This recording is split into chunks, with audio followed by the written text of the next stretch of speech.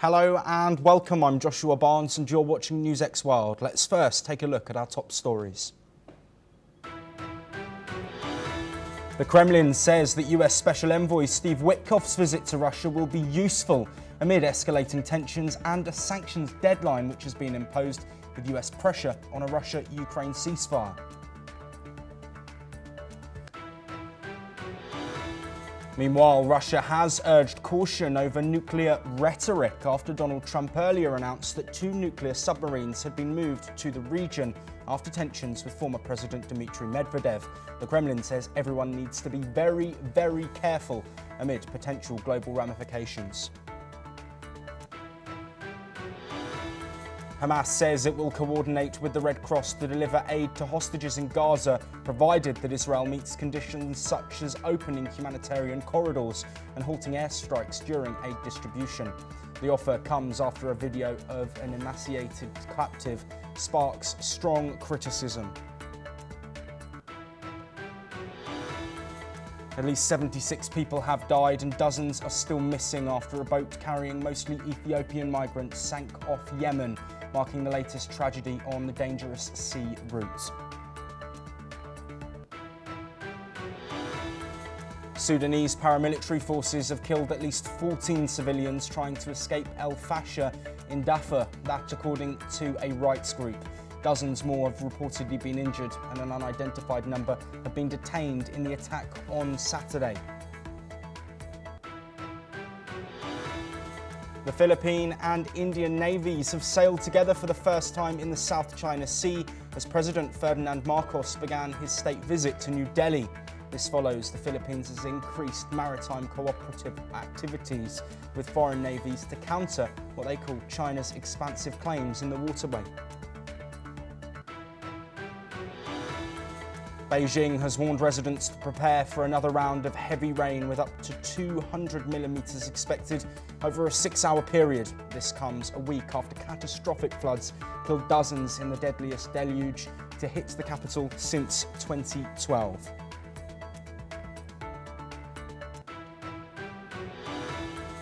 At least 2 people were killed and 10 others injured after a bus has collided with a freight train in Russia's Leningrad region. The driver entered the crossing in front of the approaching train, that according to the Regional Railway Administration.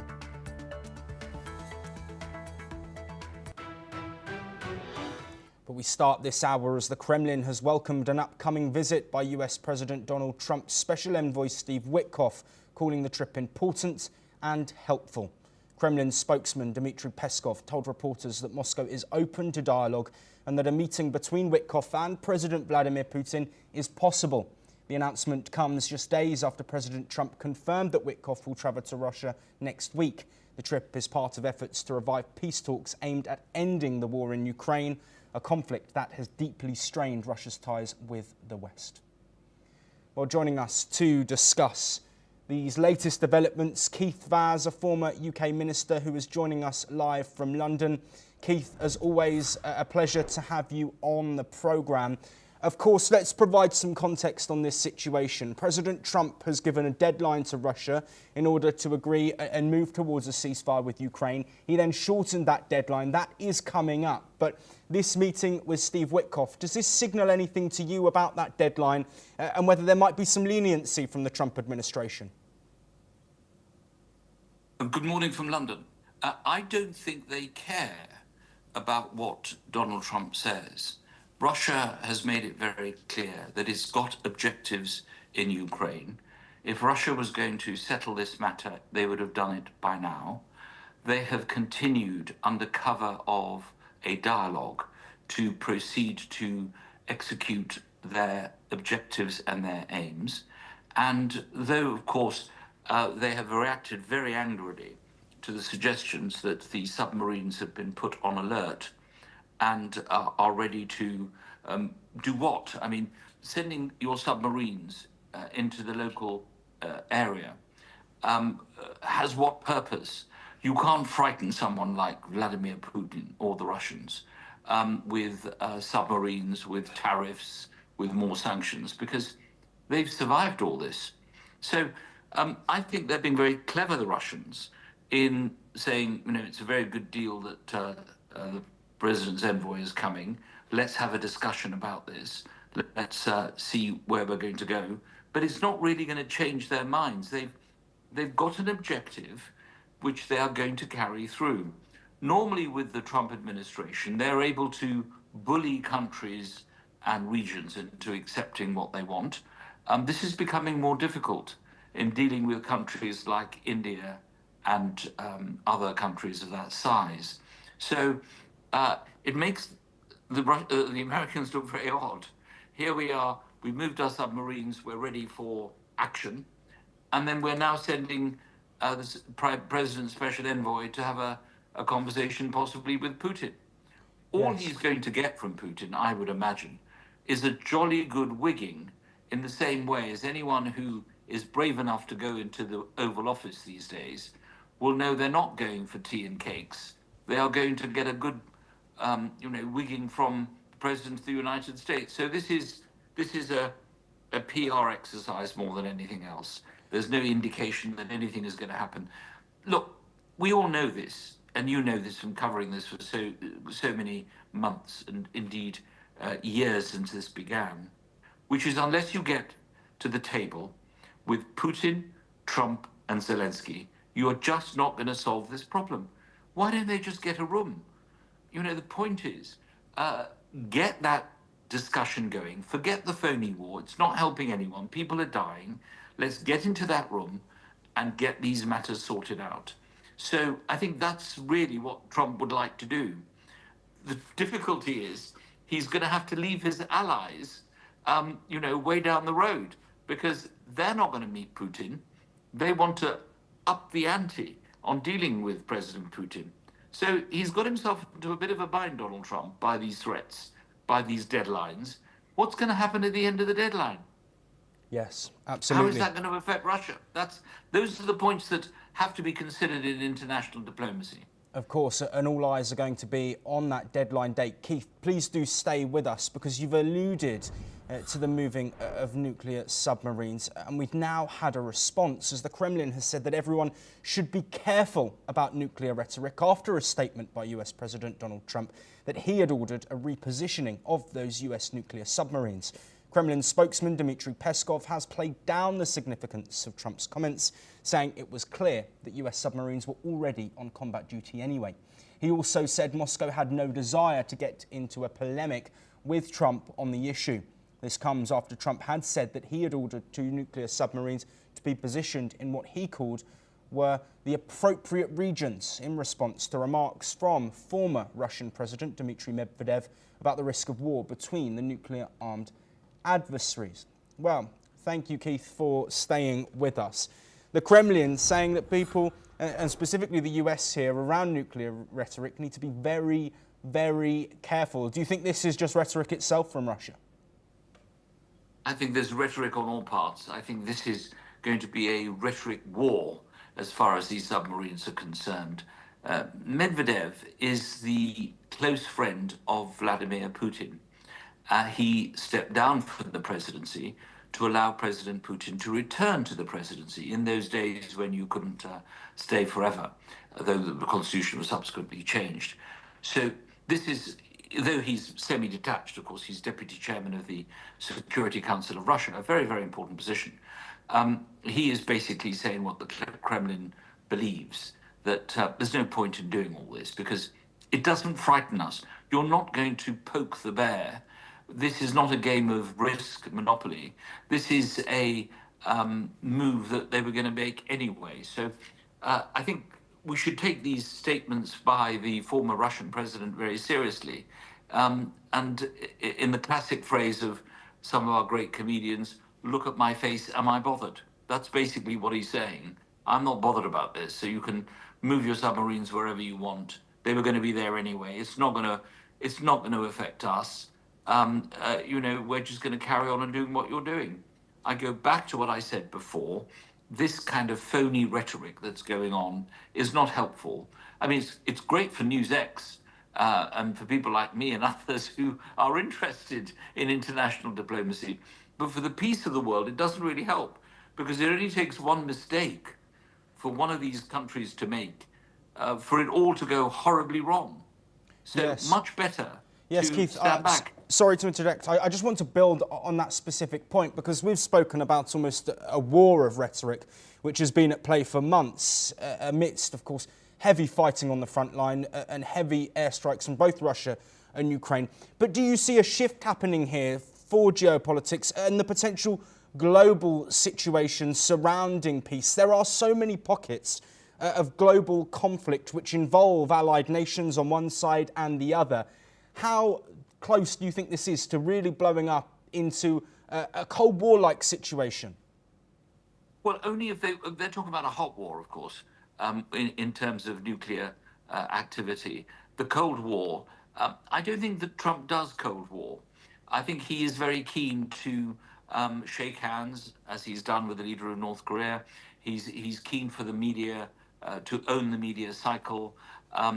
He gets frightened, or not frightened necessarily, he gets pushed back when you deal with countries like India, like he's just done, and said, here are the tariffs on India. Prime Minister Modi says, well, you can do that, but we don't want your fighter jets. We're going to buy them somewhere else. So the way to stand up to a bully is to show that you have other options and that you're not particularly willing to engage. I think that's the problem that Trump has. His position changes all the time, every day, every news cycle. So it's difficult for people to quite understand what he's doing and where he's going. But that makes him so special. Remember, he's not a politician. He is a businessman who has become president of the United States. He is a salesman. And one should kind of accept the fact that as a salesman, he is doing what he was elected to do. He is doing this because millions of people voted for him to take this kind of line. Whether they expected him to go further or as further as he's done, I'm not sure. We'll know on November the 5th next year when the elections take place whether or not the American people wanted him to go that far. But this is what they elected him to do. They didn't elect a politician like Kamala Harris. They elected a businessman who shoots from the hip and talks straight. But, as we know, Donald Trump likes talking. Keith Vaz, as always, an absolute pleasure to have you on the programme, providing that information and insight. Of course, a lot of questions still to be answered ahead of this potential meeting between Steve Witkoff and Russian President Vladimir Putin. Stay tuned here on NewsX World for all of those updates. But we move on now, as more than a dozen House Democrats have signed a letter urging the Trump administration to recognise a Palestinian state, marking a growing shift in US congressional attitudes towards the long-standing Middle East conflict.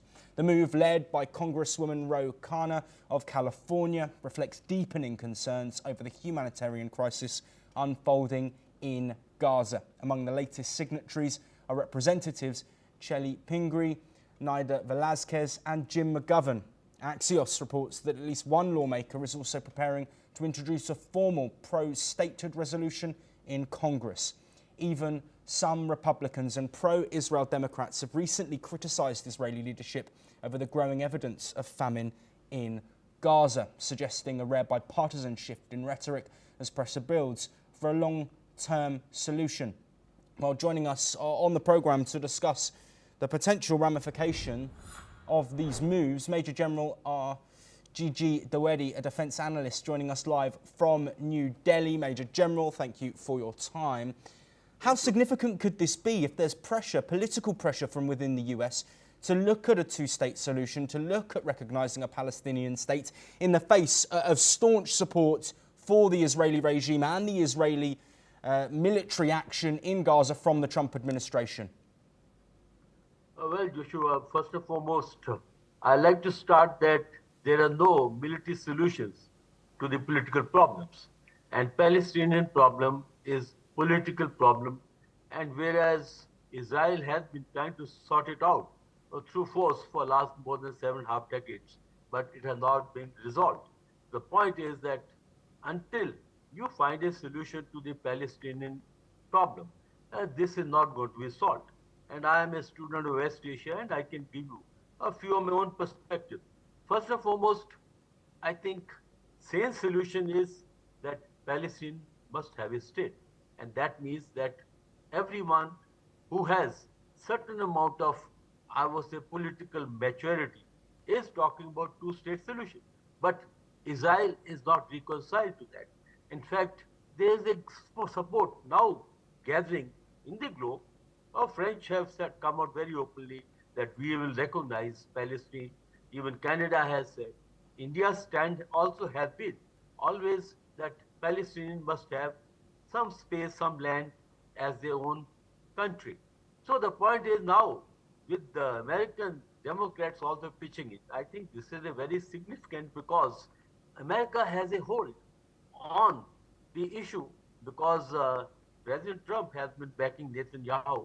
But I think the Democrats have realized that until we give recognition to Palestine as a state, this issue is not going to be resolved. And you rightly brought out, and the world knows that in Gaza, it's a humanitarian crisis. It's a crisis which is almost mounting to a kind of a genocide that is going on. So I think world has to come in, and in that, America has a great role to play. And I think there needs to be bipartisan approach in US. Both Republicans and Democrats must come together and ensure that this issue is resolved once and for all sooner than later. Yes, and Major General, we don't have too much longer left, but just to look at a growing global, not necessarily support for Palestine or a two-state solution, but at least conversations being had in governments across the world about how to manage this situation. Of course, the atrocities of October the 7th, 2023, still in the mind of so many, but given the extent of the potential situation in Gaza, do you think that these global questions about a solution will continue to get stronger as the time goes on if a ceasefire or an end to the fighting in some form doesn't happen soon? Well, Joshua, what happened on 7th October 2023 cannot be condoned. In fact, it remains a blot on the humanity. But nonetheless, world need to move forward. And first, I think, step is to start conversation on this issue and then build up consensus. Because until you bring the issue on the table, it's not going to be resolved. So I think this trend must gather momentum, must gather traction. And it's the leading countries or leading powers which have a say, which have the ability to bring this issue to at least first in dialogue, and then gradually it has to come into some kind of finality. Let's not forget that after all the Arab-Israeli conflict started in 1948, but over the period of time, the number of states which have signed peace agreement, like it was David Accord, then came the Oslo Accord, then even UAE has signed agreement with Israel. So the point is that if you are looking at the peace, then I think the move forward is conversation, dialogue on this issue, so that some kind of solution can be found. It may not be easy because the position taken by Israel and its supporters is a very, very fixed position. But I think they have to mellow down, and at world at large has to bring this issue to some kind of finality, because I think enough blood has flown on this land and it's a time for peace. And peace can only come when people who have power or who have ability to orchestrate that phenomenon. Joshua. Major General Gigi Dawadi, thank you ever so much for your time and insight. Of course, as diplomatic conversations around the situation in Gaza continue, we will bring those all to you. But we move on now, and the Swatch Group CEO Nick Hayek Jr. has expressed hope that a deal could be reached to lower tariffs on Swiss exports to the United States. Swatch also announced having transferred significant stock to the US with 3 to 6 months of inventory already in place. In response to the US-Swiss trade dispute, the CEO called on the Swiss president to travel to Washington to negotiate a solution. This comes after the US set a tariff rate over double the EU average, impacting Swiss industries like watches and pharmaceuticals. US President Trump, citing a $40 billion deficit with Switzerland, insists the issue of trade balance is key. Swiss officials have expressed disappointment over the failure to finalise a previous agreement. Well, with us to discuss trade as a whole, but also the situation between Switzerland and the US, Jajit Bhattacharya, an economist and finance expert. Thank you very much for joining us today, Jayjat. Let's look at this situation. The Swatch CEO, of course, making a point and hopeful that a deal could be reached to potentially lower the tariffs. But Switzerland, an outlier in the continent of Europe, with that trade imbalance, a key point that Trump has said in imposing higher tariffs. How do you think this will play out? You know, you must look at the context in which the Swatch CEO is talking about. After the bottoms have taken off from the Chinese market for luxury products, which includes luxury watches, US is the single largest market for Swatch and for Swiss watches. In fact, between 2021 and 2024, 43% of growth for Swatch came from the US market. So it's very critical for them to be able to continue to access the US market. And if tariffs such as the 41% or 44% that has been put on the Swiss products which are landing up in US, then that becomes very difficult for the Swiss watches because they're already very expensive. The Swatch watches go anywhere between $10,000 to over $100,000.